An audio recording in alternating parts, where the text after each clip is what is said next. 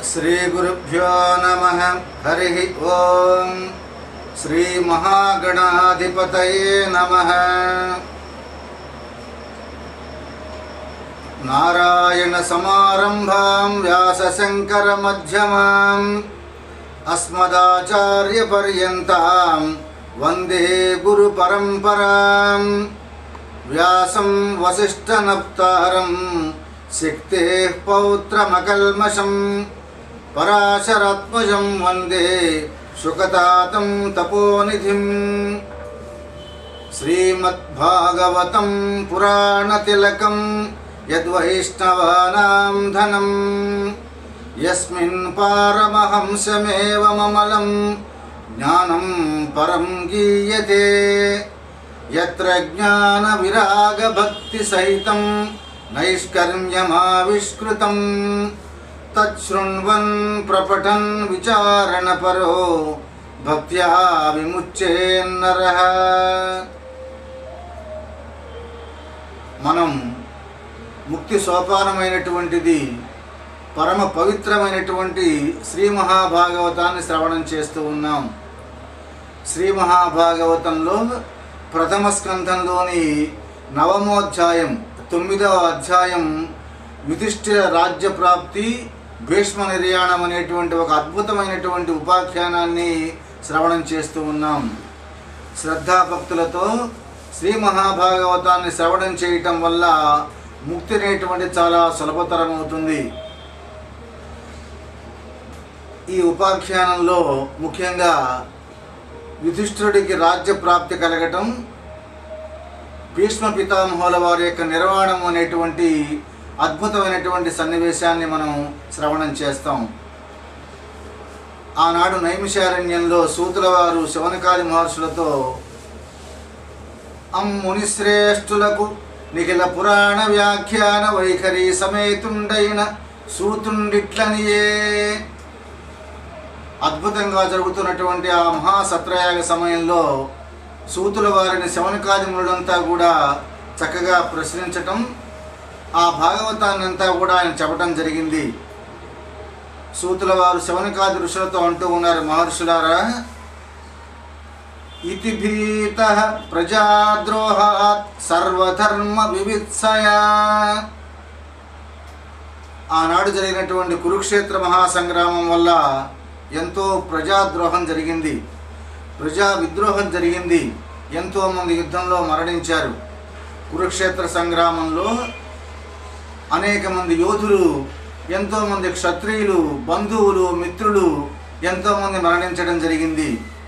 ఆ సన్నివేశాన్ని తలుచుకున్నటువంటి ధర్మరాజు చాలా భీతుడైపోయాడు. యుధిష్ఠిరుడి యొక్క హృదయం అంతా కూడా ఆక్రోశిస్తూ ఉన్నది. సుహృదాం వధాం, అయ్యో ఎంతమంది బంధువులు మిత్రులు నశించారు. నా మనస్సులోని అజ్ఞానానికి చాలా బాధగా ఉంది. ఒకళ్ళ ఇద్దరా అక్షౌహిణీల సేనలు ఈ యుద్ధానికి బలైపోయారు.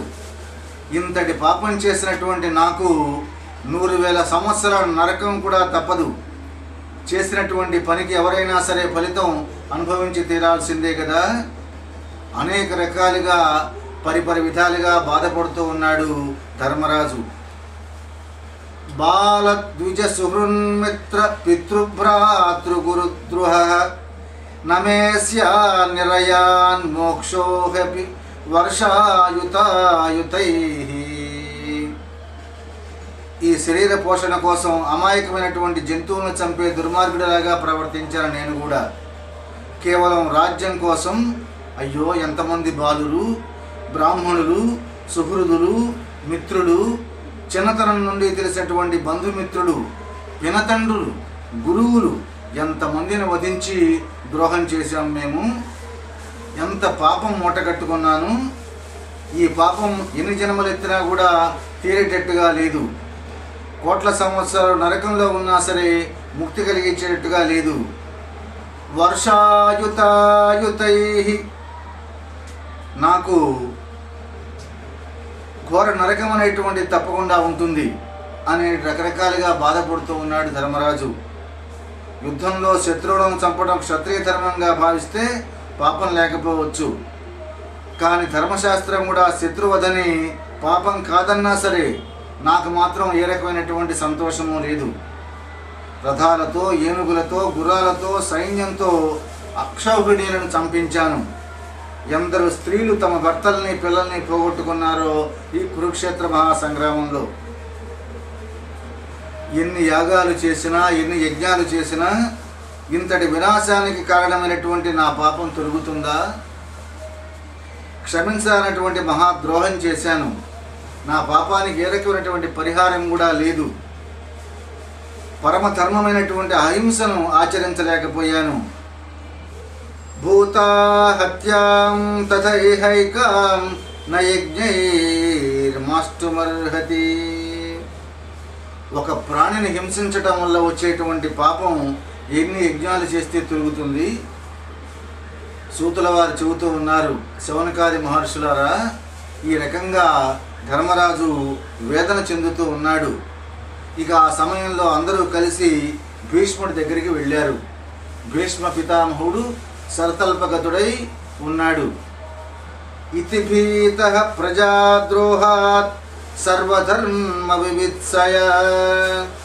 సర్వధర్మాల యొక్క సారం తెలుసుకోవటం కోసం అందరూ కూడా కలిసి భీష్మ పితామహుల వారి దగ్గరికి బయలుదేరారు. ప్రజాద్రోహం వల్ల సంభవించినటువంటి పాపానికి భయపడుతూ భీష్ముల వారి దగ్గరికి చేరారు ధర్మరాజు. చెబుతూ ఉన్నాడు సూతుల వారు శౌనకాదులతో, మహర్షులారా, విప్రులారా, అందరూ కూడా బయలుదేరారు కురుక్షేత్రానికి. ఆ కురుక్షేత్ర ప్రదేశంలో శరతల్పం మీద ఉన్నాడు భీష్మ పితామహుడు. యుధిష్ఠిరుడు, ఆయన సోదరులైనటువంటి భీముడు, అర్జునుడు, నకులుడు, సహదేవుడు, అట్లాగే మహర్షి అయినటువంటి వ్యాసుల వారు, ధౌమ్యుడు మొదలైనటువంటి బ్రాహ్మణులు అందరూ కూడా బయలుదేరారు. ఉత్తమమైనటువంటి అశ్వాలు కలిగినటువంటిది, స్వర్ణాలంకృతమైనటువంటి రథాలు. అర్జునుడితో కలిసి శ్రీకృష్ణుడు కూడా రథం ఎక్కాడు భీష్ముల వారి దగ్గరికి వెళ్ళటానికి. పరివారం అంతా కూడా కురుక్షేత్రంలో భీష్ముల వారి దగ్గరికి చేరారు. ఇట్లు పాండవులు పరిజనులు గొల్వ పద్మనాభ సహితులై కురుక్షేత్రం వనకేగి. అందరూ కూడా కురుక్షేత్రానికి చేరుకున్నారు.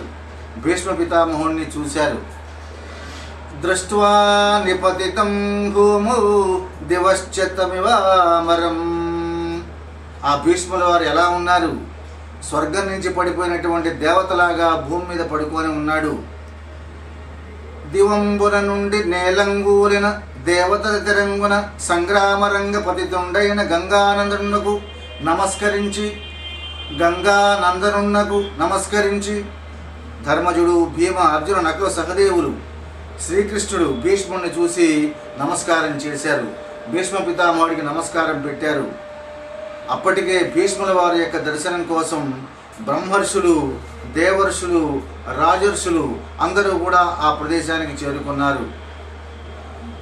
శిష్య సమేతంగా వచ్చినటువంటి పర్వ ఋషి, నారద మహర్షి, వ్యాస భగవానుడు, బృహదశ్వుడు, భరద్వాజుడు, పరశురాముడు, వశిష్ఠుడు, ఇంద్రప్రమదుడు, త్రితుడు, అసితుడు, కాక్షీవానుడు, గౌతమోత్రిశ్చ కౌశికోద సుదర్శన. గౌతముడు, అత్రి, కౌశికుడు, సుదర్శన ఋషి అందరూ కూడా కురుక్షేత్రం చేరారు. అంతేకాదు అన్యే చ మునయో బ్రహ్మన్, ఇంకా బ్రహ్మరాత ఋషి, శుకుడు, కశ్యపుడు, బృహస్పతి మొదలైన వాళ్ళంతా కూడా శిష్య సమేతంగా అక్కడికి చేరుకున్నారు. ఆ వచ్చినటువంటి వాళ్ళందరినీ కూడా నెమ్మదిగా చూస్తూ ఉన్నాడు భీష్మ పితామహుడు. అందరినీ చూశాడు భీష్ముల వారు. పూజయామాస ధర్మజ్ఞో దేశకాల విభాగవతి. దేశకాల విభాగాలు తెలిసినటువంటి భీష్ముల వారు వాళ్ళందరినీ కూడా యథావిధంగా పూజించాడు. ఆ సమయంలో ఎదురుగా ఉన్నటువంటి శ్రీకృష్ణుడిని చూశాడు. తన హృదయంలో ఎప్పుడూ ఉండేటువంటి ఆ శ్రీకృష్ణుడు మాయా మానుష దేహం ధరించి వచ్చినటువంటి ఆ పరమ పవిత్ర భావంతో గాంగేయుడు గోపాలుణ్ణి పూజించాడు హృదయంలోనే.